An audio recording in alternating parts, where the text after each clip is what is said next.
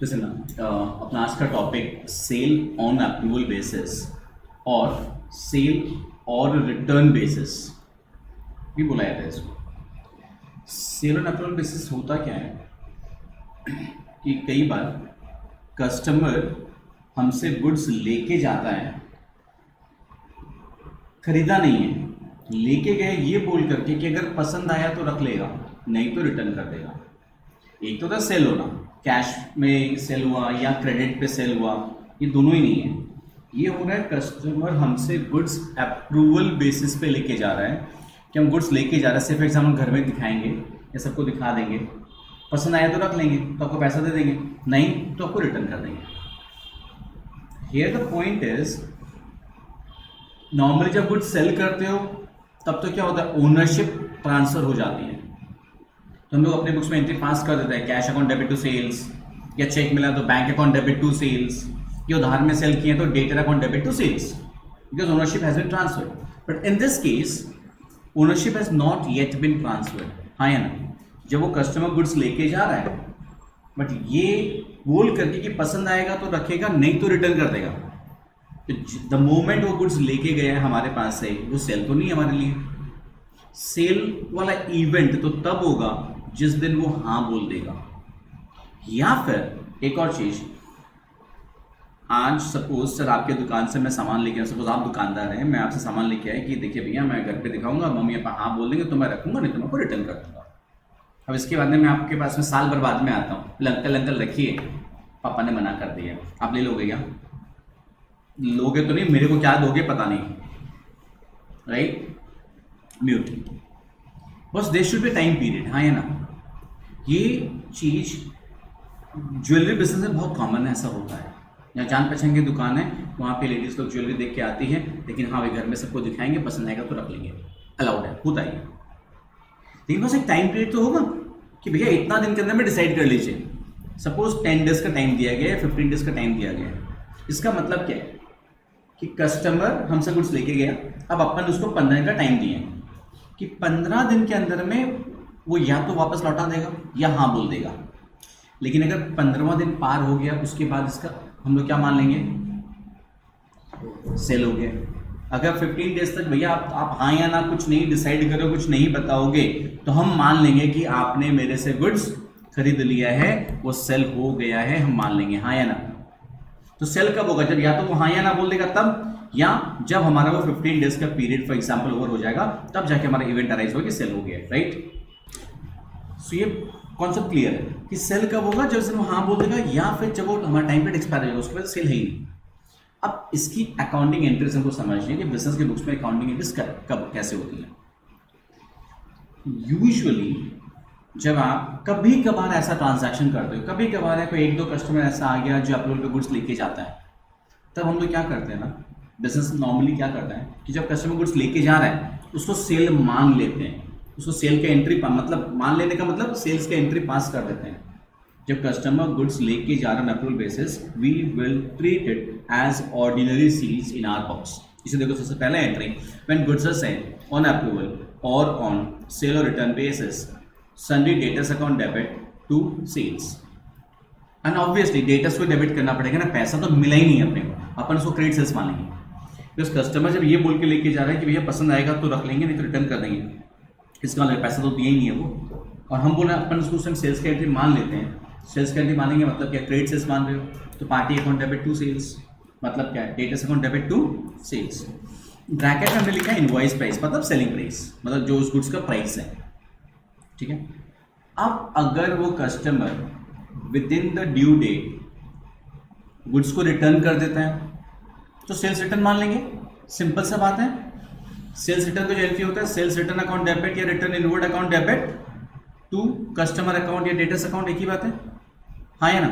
जब गुड्स लेके गया था तो डेटर टू सेल्स हो गया, रिटर्न किया तो sales return account debit to debtors हो गया, उल्टा एंट्री पास हो गया, खत्म। अब कस्टमर सपोज मैं ना, अब जो नेक्स्ट 3 एंट्री की बात करने जा रहे हैं ना, ये तीनों एंट्रीज को समझने के लिए let us take an example of a jewellery business.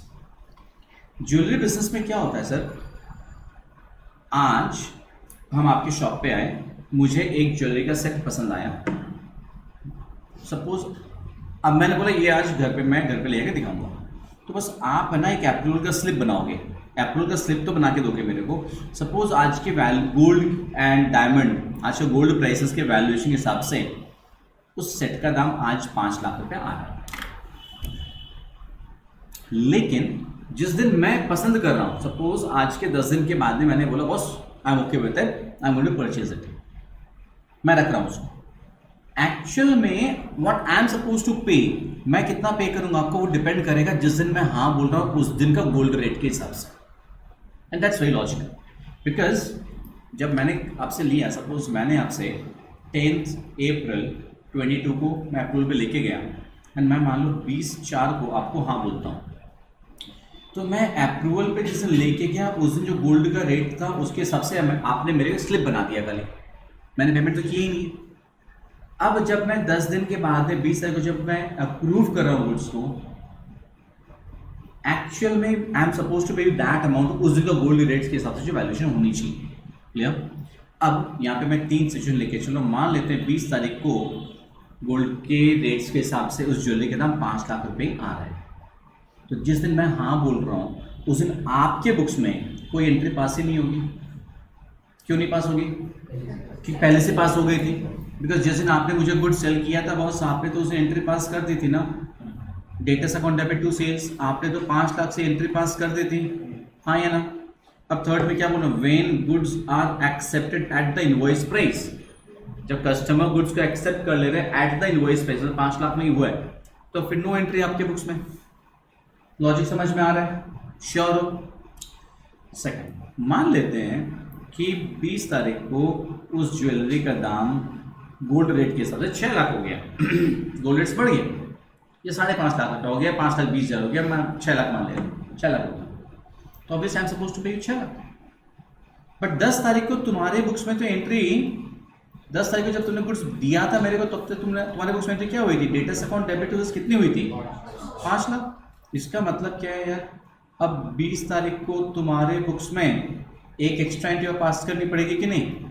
Debtors account debit to sales कितना रुपया? 1 लाख रुपया से उस एंट्री को बढ़ाना पड़ेगा कि नहीं, डिफरेंस अमाउंट से। समझ में आ रहा है? श्योर?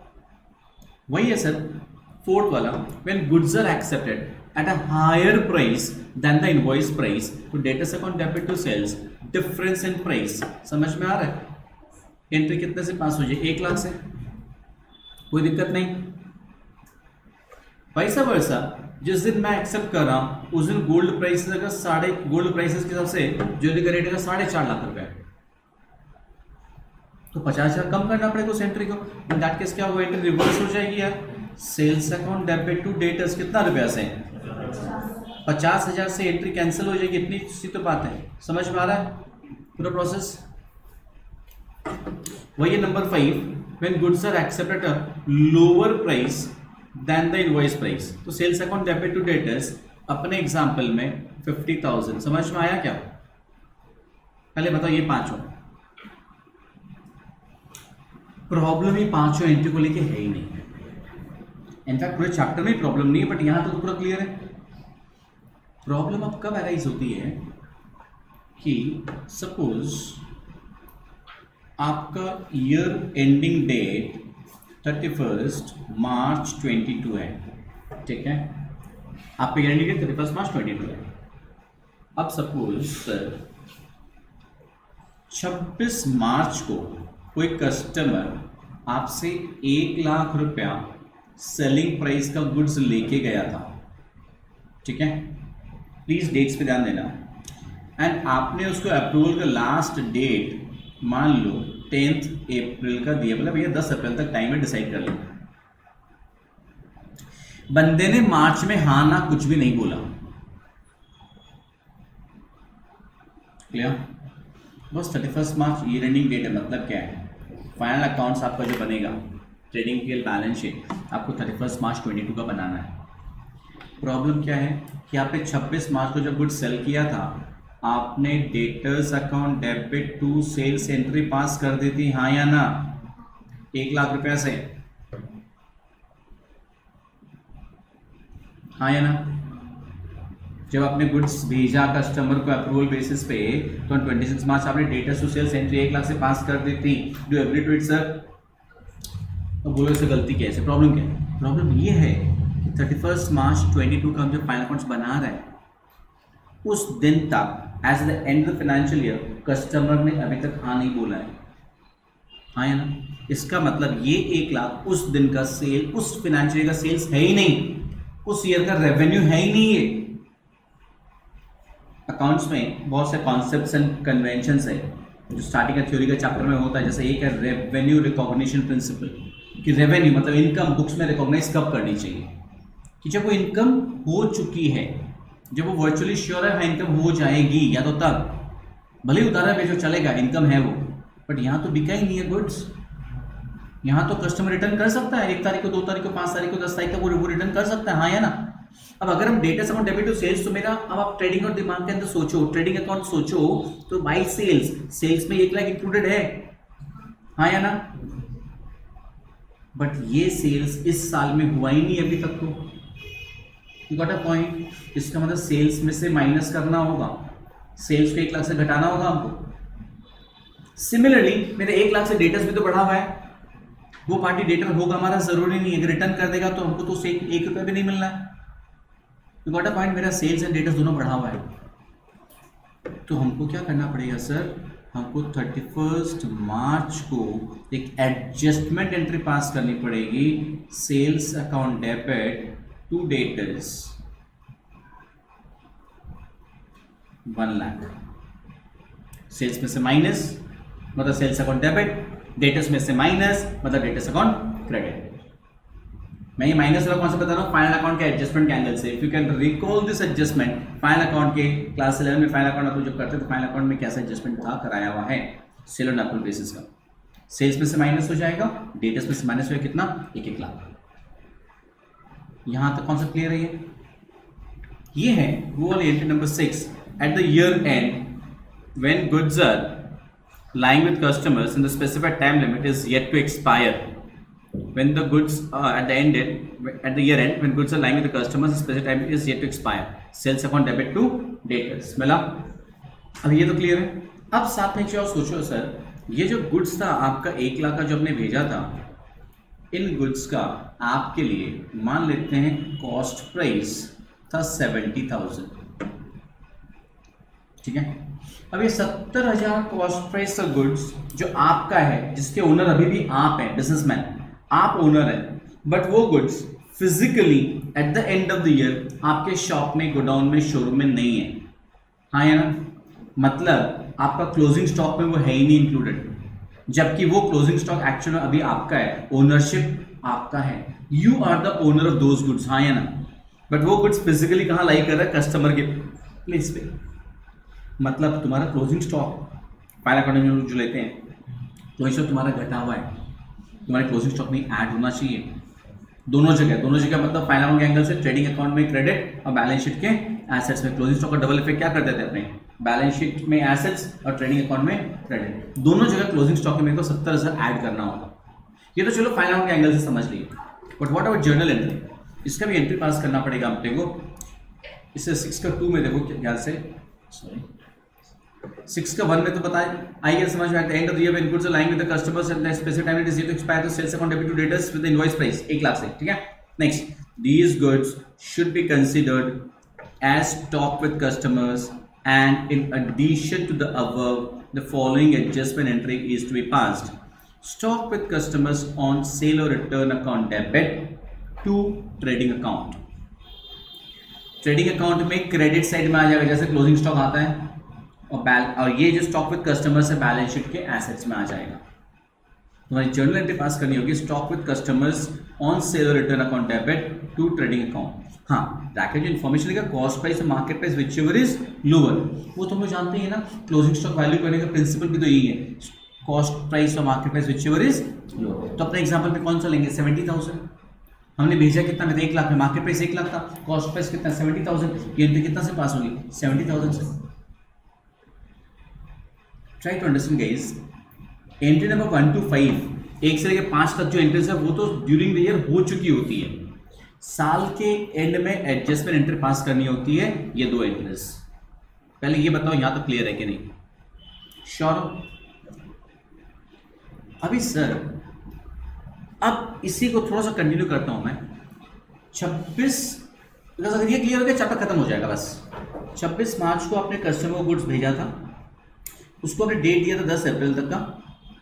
31 मार्च को आपने 2 एंट्रीज पास कर दी, एक तो ये वाली और नेक्स्ट एंट्री आपने वो वाली stock with customer account debit to trading, कितना 70,000, हाँ या ना? Stock with customers account debit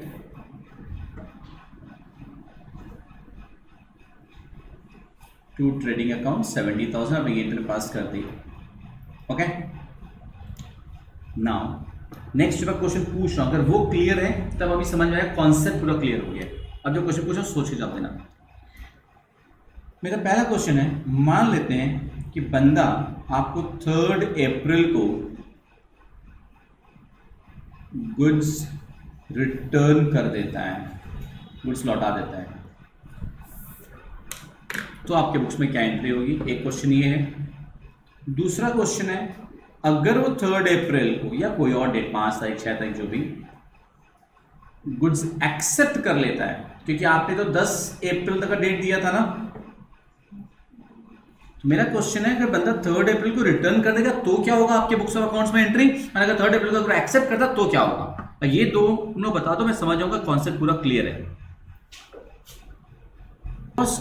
sales return का तो कोई एंट्री पास होगा ही नहीं, रीजन वो एंट्री हम ऑलरेडी पास कर चुके हैं। Sales account debit to debtors, यही तो हो गया कैंसिल करने का entry. Sales return to debtors बोलो या सेल्स टू डेटर्स, हमने लास्ट ईयर 31 मार्च को सेल्स को कैंसिल कर दिया, सेल्स को भी कम कर दिया, डेटर्स को भी कम कर दिया, हाँ या ना? यही तो सेल्स रिटर्न की एंट्री है। ऑलरेडी हमने वो एंट्री 31 मार्च को पास कर दी थी। अब बंदा अगर एक्चुअल में गुड्स रिटर्न कर भी रहे 3 अप्रैल को, मुझे कोई एंट्री पास नहीं करनी है, तो सामान देगा उठा के मैं अपने रैक में रख दूंगा, दुकान में रख दूंगा, दैट्स इट। एंट्री कोई भी पास नहीं होगी, बिकॉज एंट्री ऑलरेडी हम कैंसिल की एंट्री पास कर चुके हैं, गॉड प्रॉमिस, हाँ या ना? श्योर हो? श्योर हो? अब कोई बात नहीं, कुछ लोग राइट था, कुछ का रॉन्ग था, कोई बात नहीं। अब जिनका रॉन्ग था वो लोग ये बताइए, 3 अप्रैल को अगर बंदा गुड्स एक्सेप्ट कर लेता है तो क्या एंट्री पास होगा? Take your time. Sales account debit, sorry debtors account debit to sales, 3 तारीख को बंदा जो गुड्स को एक्सेप्ट कर लेता है, मतलब कि अपने को सेल्स की एंट्री पास करना होगा। Debtors account debit to sales 1 lakh रुपए, हाँ है ना?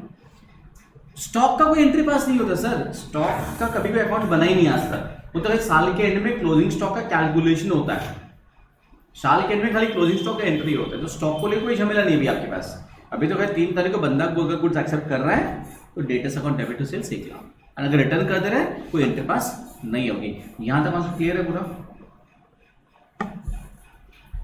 क्लोजिंग स्टॉक को लेके क्या होता है ना सर, आप जब गुड्स परचेज करते हो या जब गुड्स सेल करते हो, कभी स्टॉक पे कुछ प्लस माइनस किए हो?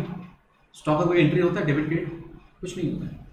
क्लोजिंग स्टॉक जो है ना, वो साल के एंड में बाई फिजिकल वेरिफिकेशन करके काउंट करके देखते हैं हमारे पास साल के एंड में कितना स्टॉक बचा हुआ है। अब उसमें हम क्या करेंगे, साल के एंड में जो स्टॉक कस्टमर के पास पड़ा था वो हम ऐड कर देंगे, वो लास्ट चेक किए थे। अभी जब every day in day out goods sale purchase sale होता है, उसके अकाउंट्स में कोई एंट्री पास नहीं होता है, राइट सर? इन्वेंट्री वैल्यूएशन के अलग से चैप्टर आएगा अपने सीए में, तो हम लोग उस पार्ट को सीखेंगे, स्टॉक कैसे निकलता है।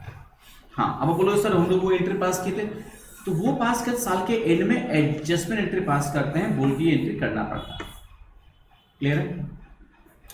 तो यहां तक कॉन्सेप्ट में क्या देखे कि कस्टमर गुड्स अप्रूवल पे लेके जा रहा है ड्यूरिंग द ईयर, या ड्यूरिंग द ईयर वो रिटर्न कर दे रहा है, या हायर प्राइस लोअर प्राइस पे एक्सेप्टेंस हो रहा है, ये सब ड्यूरिंग द ईयर हो जा रहा है। साल के एंड में एडजस्टमेंट एंट्री 2 ही पास होती हैं, एक सेल्स को कैंसिल करने का जो रिमेनिंग गुड्स अनसोल्ड पड़ा है बायर के पास, और एक स्टॉक जो कस्टमर के पास है पड़ा है एट कॉस्ट प्राइस, उसको अपने बुक्स में लाने का। इस चैप्टर में ना यूजुअली क्या होता है ना, पूरे साल वाला एंट्रीज हमको नहीं करना होता है, साल भर में हमने कस्टमर को जो गुड्स भेजा ऑन अप्रूवल बेसिस या कस्टमर ने जो रिटर्न कर दिया वो सब एंट्री पास होता ही नहीं है। हम लोग को सिर्फ एडजस्टमेंट एंट्रीज पास करनी होती है। एज अ स्टूडेंट हम जो चैप्टर सॉल्व कर रहे हैं, एडजस्टमेंट कौन सी, साल के एंड में ये वाली एंट्रीज, या फिर अगर गुड्स हायर या लोअर प्राइस पे एक्सेप्ट हुआ है ना वो एंट्रीज, बस और कुछ भी नहीं करना अपने को, क्योंकि बाकी एंट्रीज जो है ना वो ड्यूरिंग द ईयर पास हो चुकी है। बाकी जो एंट्रीज थी अपनी वो एंट्रीज ड्यूरिंग द ईयर पास हो चुकी थी, इसलिए वो नहीं करना होता। We'll just take an example. Come on to question number 1. Question 1 में आओ, read this question. मैंने क्या देखा, SS Limited sends out its goods to dealers on sale or return. All such transactions are however treated as actual sales and are passed through the depot. Just before the end of the accounting on 31st December 17, 200 such goods have been sent out to dealer at rupees 250 each, cost rupees 200 each on sale or return and debited to his account. Of these goods, 50 were returned and 70 were sold. बस समझो, हमने भेजा कितना था 200, उसमें से 50 बंदे ने रिटर्न कर दिया है, 70 वेयर सोल्ड, मतलब उसमें से 70 वो एक्सेप्ट कर लिया। बात समझ में आ रहा है मैं क्या बोल रहा हूँ? यार आपने 200 भेजा था, उसमें से 50 वापस आ गया, 70 सेल हो गया, मतलब आपके डीलर के पास अप्रूवल बेसिस पे सामान कितना बचा हुआ है 80। हाँ या ना, ये समझ में आ रहा है? For the other goods the date of return has not yet expired, तो ये अदर गुड्स कितना बचा 80 बचा। आपका सेलिंग प्राइस क्या था 250 एंड द कॉस्ट प्राइस कितना था 200। ये पूरा फैक्ट्स एंड फिगर्स है क्वेश्चन का।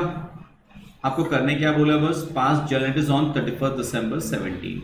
31st December 17 मतलब क्या, एंड ऑफ द ईयर के एंट्रीज पास करने बोला है। याद है मैंने क्या बोला था, गुड्स अपने जब भेजते हैं या गुड्स जो रिटर्न आ गया या गुड्स जो एक्सेप्ट हो गया उसका एंट्रीज साल के दौरान हो चुका है, वो नहीं करना आपको। आपको साल के एंड का एंट्रीज करना है। साल के एंड का कौन सा एंट्रीज, ये 80 गुड्स जो अनसोल्ड है उनका सेल्स को कैंसिल करने वाला entry, sales account debit to debtors selling price पे, एंड इनका कॉस्ट प्राइस पे stock with customer account debit to trading. बस यही करना है, राइट? यहां तक कोई प्रॉब्लम कॉन्सेप्ट में? चलो जर्नल का फॉर्मेट ड्रॉ करो फटाफट। Draw the format of journal, be quick. I have the first in this clear, 31st December 17, sales account debit to debtors account, right? Amount 80 into 250, 20,000 being 80 units lying unsold with customers on approval basis. कोई दिक्कत नहीं। Next entry stock with customers to trading वाला, being the adjustment entry for goods at cost lying with customers on approval. Stock with customers on approval account debit to trading 80 into 200, 16,000. I think the concept is clear. Easy chapter. चलो now solve number 6. Be quick. Number 6 पहले खुद solve करो अभी। So adjustment entries ही पास करने बोला अपने को, तो सबसे पहले बात तो एडजस्टमेंट एंट्री में एक तो इसका भी पास होगा,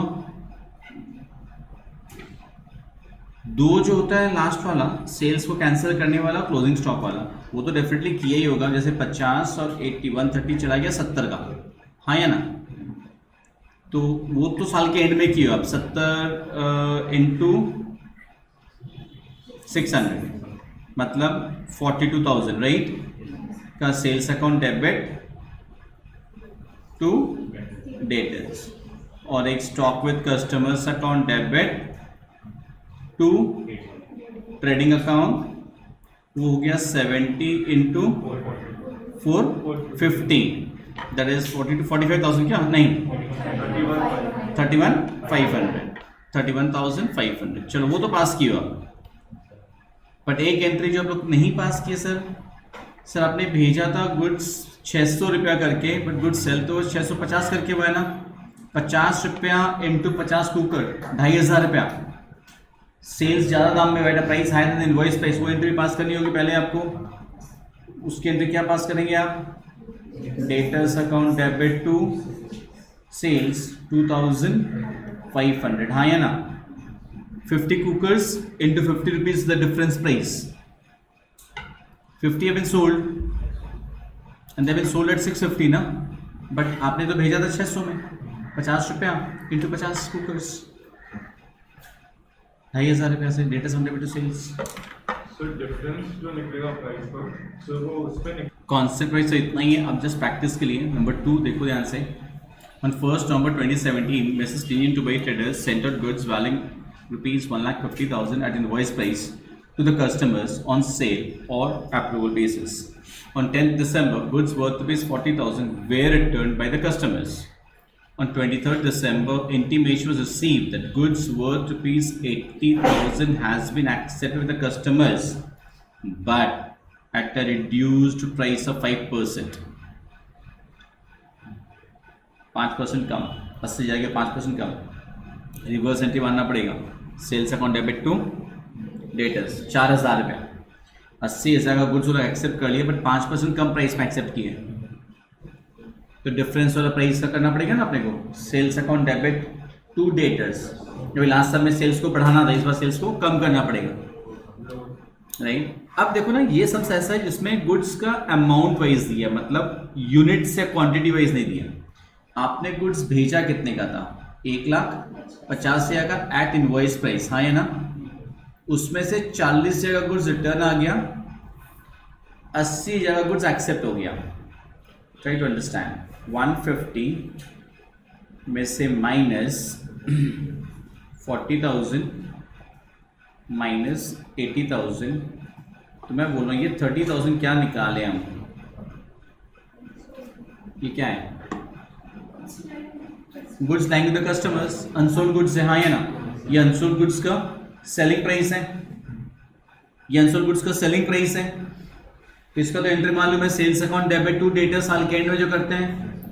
बट इनका कॉस्ट प्राइस कैसे निकालोगे आप. Show journal entries in the books of mrs टिनियन Dubai traders the end of the financial year 31st December 17, goods are invoiced to customers at 25% above cost. Goods invoice to customer 25% above cost. Tell me इसका cost price कितना होगा within 10 seconds. Most of you are wrong. आप लोगों ने क्या किया sir, बात समझो. आप लोगों ने सीधा 30,000 के ऊपर 25% निकाला, हाँ या ना, 7,500. बचपन में सीखा हुआ था SP minus profit is CP. आप लोगों ने 22,500 बता दिया. आप अपनी जगह बिल्कुल सही है, बट पूरा गलत है. आप अपनी जगह पूरे सही है, बट पूरे गलत हैं आप. कैसे सर, ये 30,000 क्या है, ये कॉस्ट प्राइस है या सेलिंग प्राइस है, पहले ये बताइए. ये कॉस्ट प्राइस है या सेलिंग प्राइस है, सेलिंग प्राइस है ना. और profit 25% on what, on cost price. तो क्या ये आपने जो किया ये सही है. 25% ऑफ कॉस्ट था, हाँ या ना, and 30,000 is selling price. Agreed or not. So you wrong over there. So that means this is wrong. ये गलत है. समझ में आ रहा है क्यों गलत है, लॉजिक समझ में आ रहा है सर. अब क्या होता है ऐसे सिचुएशन में, या तो लेट द SP भी 100, लेट द CP भी 100 या X लेके करना पड़ता है. ये ऐसी जो प्रॉब्लम है ना, बहुत सारे चैप्टर्स में आएगी. अभी तो फाउंडेशन में आएगी, आगे जाके IPCC में, फाइनल में, सब जगह ऐसी प्रॉब्लम्स आएगी सर. ये कैलकुलेशंस सिर्फ अकाउंट्स में नहीं, कॉस्टिंग वाला सब्जेक्ट में आएगा, कई जगह आएगा ये प्रॉब्लम. इसका एक शॉर्टकट होता है, वो शॉर्टकट यूनिवर्सल है. अपना प्रॉब्लम क्या था ये समझ में आ गया था कि एक SP है, दूसरा CP पे दिया हुआ है, पर अब प्रॉफिट ऑन CP दिया हुआ, बट हमको SP मालूम था, इसीलिए मैं अगर ये अप्लाई करूँ गलत हो जा रहा है. बस प्रॉब्लम इतनी है ना. इसका एक शॉर्टकट है जो यूनिवर्सल है, अभी भी बहुत से चैप्टर्स में काम आएगा, उसको समझ लो खाली आप. एक इजी, मैंने क्या बोला, आप 100 लेके भी कर सकते हो, जैसे क्लास 5, 6, 7, 8, 9 में करते थे, या X लेके भी कर सकते हो. बट उस समय थोड़ा सा 15-20 सेकेंड, आधा मिनट का टाइम लगता है, आपको वो टाइम सेव करना है. सर 25% का मतलब फ्रैक्शन में क्या होता है, 1/4 होता है ना. फ्रैक्शन में 25% मीन्स 1/4. तो कॉस्ट प्राइस के प्रॉफिट अगर 1/4 होता है ना, same amount of profit selling price पे 1/5 निकालोगे तो आ जाएगा। मतलब कोई भी चीज़ का कॉस्ट प्राइस के ऊपर इंटू 1/4 करो तो जो प्रॉफिट का अमाउंट आएगा उसी का सेलिंग प्राइस का 1/5 करोगे ना, सेम अमाउंट ऑफ प्रॉफिट आएगा। यूनिवर्सल शॉर्टकट है ये। जैसे कॉस्ट के प्रॉफिट का 1/3, सर 1/5 का मतलब कितना होता है? 20%। यार ये तो पता होगा ना इस उम्र में आने के बाद, दैट 1/4 का मतलब 25% होता है। 1/5 का मतलब 20% होता है। 1/3 का मतलब 33, 1/3% होता है। हाफ का मतलब 50% होता है। वैसे एक और बता दूं, 1/6 का मतलब 16, 2/3% होता है। अभी सर बहुत सिंपल सा है, कॉस्ट से अगर सेलिंग प्राइस पे जाना है नीचे एक बड़ा कर दो। हाफ है तो 1/3 कर दो, बस 1/समथिंग अगर है, मतलब 1/5 अगर है तो नीचे 1/6 कर दो। क्यों? कि एक मैथमेटिकल शॉर्टकट है, वही 100 वाले को लेकर के बनाया गया है। 100 वाले जो फंडा लेके करते हैं ना अपने, उसी से ही बनाया गया है। बट ये बहुत यूनिवर्सल है। मतलब सेलिंग प्राइस से कॉस्ट की तरफ आना है तो नीचे कम कर दो। अभी ना कई बार स्टूडेंट को ये भी नहीं याद रहता है, सर किधर कम करना है किधर बढ़ाना है, ये नहीं याद रहता है। अरे भाई इतना तो याद होगा, कॉस्ट कम होता है सेलिंग प्राइस बड़ा होता है तभी धंधा कर सकते हैं। कम दाम में खरीदते हैं, ज़्यादा में बेचते हैं। अब तो याद रहेगा, कॉस्ट से अगर हमको सेलिंग प्राइस पे जाना, नीचे एक बड़ा करना है, और सेलिंग प्राइस वाले को कन्वर्ट करके कॉस्ट प्राइस पे आना तो नीचे कम करना है। जैसे अपने केस में क्या था, हमको सेलिंग प्राइस मालूम था 30,000 था, बट प्रॉफिट 25% कॉस्ट था, मतलब 1/4 कॉस्ट था, तो सेलिंग प्राइस पे कितना होगा? 1/5। ये इधर वाले जो लोग आंसर सही से दिए ना 24 से, ये लोग यही वाले कैलकुलेशन से दिए थे, क्योंकि इनका सीखा हुआ है। सर इसका मतलब क्या है कि हमारा 30,000 के ऊपर 1/5 प्रॉफिट होगा। कितना सर? 6,000। 30,000 में से 6,000 गया 24,000। आज आप इसको क्रॉस चेक कर सकते हैं सही है कि नहीं। कैसे? 24 से हमने क्या निकाला? कॉस्ट प्राइस निकाला। 24,000 का 25% निकालिए, कितना होता है? 6,000। मतलब वही तो आ रहा है, 30,000 का 1/5 निकाला तो 6,000 आया, तो 30 में से 6 माइनस किया तो कॉस्ट प्राइस 24 आया। तो कॉस्ट प्राइस का 25% का बात था ना, 24,000 का 25% निकालो ना, बस 6,000 ही तो आ रहा है। मतलब क्या बोलो, क्रॉस चेक होकर सही आ रहा है चीज। ये जो शॉर्टकट है बहुत काम का है। जैसे अपनी कंसाइनमेंट का चैप्टर आएगा आगे जाकर के, फाइनल अकाउंट वाले चैप्टर में कई जगह काम आएगा ये, इसको नोट डाउन कर लो। अब इस सबको कंप्लीट कर लो, अपने नंबर 2 को अब इसे कंप्लीट करो। तो अपने क्या इंटरेस्ट पास किए? सबसे पहले एक तो 5% कम वाले का क्या, sales account debit to debtors, कितना रुपया? 4,000। और उसके बाद at the end of the year 31 दिसंबर sales account debit to debtors कितना रुपया? 30,000। And then stock with customers account debit to trading 24,000। तो इसमें ये हम लोग जो कॉस्ट और सीपीएल समझे, बहुत इंपॉर्टेंट था ये कॉन्सेप्ट, राइट? कॉस्ट प्राइस और सेलिंग प्राइस का कन्वर्जन वाला फंडा। चलो now will start with sum number 3। Sum number 3 पढ़ो एक बार अच्छे से उसको, go to this sum. Number 3 में देखो क्या है कि अप्रूवल बेस पे गुड्स भेजा जाता है। डेटर्स का बैलेंस बोल रहे हैं 1 लाख रुपया था कब? 31 March 17, which included 7,000 goods sent on approval basis against which no intimation was received in the year. These goods were sent out at 25% over and above cost price. ये साथ है तो ऑब्वियसली सेलिंग प्राइस हमारा, क्योंकि debtors में included है, मतलब ये तो सेलिंग प्राइस है, और यहाँ पे 25% अबव कॉस्ट प्राइस। तो अगर इनका कॉस्ट प्राइस निकालना हो तो वही, ये 25% अबव कॉस्ट है, मतलब 1/5 ऑन सेलिंग प्राइस हो जाएगा। हाँ है ना? तो 7,000 के ऊपर में 1/5 करोगे तो 1,400, मतलब इन गुड्स का कॉस्ट प्राइस कितना आएगा? 5,600। I hope understand. श्योर? चलो एनीवेज, ये जो 7,000 गुड्स है बोला किसको भेजा गया था? मिस्टर एक्स को 4,000 का था, मिस्टर वाई को 3,000 का था। 4 और 3 7,000। ये सब डिटेल्स सबका दिए 31 March 17। Mister X sent intimation of acceptance on 30 April. Intimation of acceptance मतलब मिस्टर एक्स बोल रहा है मैंने गुड्स एक्सेप्ट कर लिया, और मिस्टर वाई ने गुड्स रिटर्न कर दिया 10 अप्रैल। बस पूछा क्या है, make the adjustment entries and show how this items appear in the balance sheet as on 31 March 17। Also show the entries we made during अप्रैल 17 अप्रैल 2017 में क्या एंट्रीज पास करोगे, मतलब बाद में जो गुड्स रिटर्न हुआ है, बाद में जो गुड्स अप्रूव हुआ है, उसका क्या एंट्रीज पास करोगे वो पूछा है, और पिछले साल का एडजस्टमेंट एंट्रीज पूछा है। Value closing stock on 31 March 17 was 60,000। अपने बैलेंस शीट का प्रेजेंटेशन भी मांगा है, clear. So draw the journal, पहले जर्नल ड्रॉ करो फटाफट। अब देखो ये दोनों एंट्रीज हो गया, सेल्स टू डेटर्स 7,000 रुपया और stock with customer approval to trading 5,600। अब क्या बोला है, अप्रैल 30 तो मिस्टेक से कुछ एक्सेप्ट कर लिया, वाई ने रिटर्न किया था, याद है रिटर्न जो उसको तो एंट्री पास करने का जरूरत है नहीं, जो एक्सेप्ट हुआ था 30 अप्रैल की एंट्री पास करना पड़ेगा। और मिस्टेक का गुड्स कितने रुपए का था, 4,000 का था selling price, that is next year, मतलब 30 अप्रैल 70। उसी जर्नल में debtors account debit to sales, amount कितना होगा 4,000।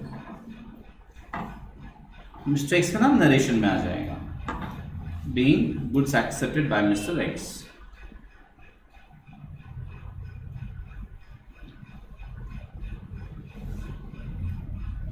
being goods accepted by Mr. X. Done? 4,000। तो जब बैलेंस शीट बनाएंगे ना, अपने को पहले से क्या बोला है, बैलेंस शीट में डेटर्स हमारा कितना था 1 लाख, डेटर्स कितने का था 1 लाख का था। तो हम लोग जो बैलेंस शीट बनाएंगे उसमें डेटर्स 1 लाख माइनस होगा कौन सा, सेल एंड अप्रूवल बेसिस 7,000। यही तो डिस्कस कर रहे थे ना अपने कि साल के एंड में हम लोग जो एडजस्टमेंट पास करते हैं, sales account debit to debtors, sales में से माइनस, डेटर्स में से माइनस, कितना 7,000। एक्स और वाई उसमें इंक्लूडेड है, वो माइनस हो जाएगा। एंड उसी तरह क्लोजिंग स्टॉक, क्वेश्चन के लास्ट में देखो एकदम क्लोजिंग स्टॉक कितना दिया आपको 60,000 दिया है ना, तो क्लोजिंग स्टॉक 60,000, उसमें ऐड हो जाएगा स्टॉक ऑन अप्रूवल कितना रुपया 5,600। जो हम सेकेंड एडजस्टमेंट पास करते हैं, stock with customers account debit to trading, याद है क्या बता रहे, क्लोजिंग स्टॉक में ऐड हो जाता है, तो 65,600। ये हमारा process. Is it clear everyone?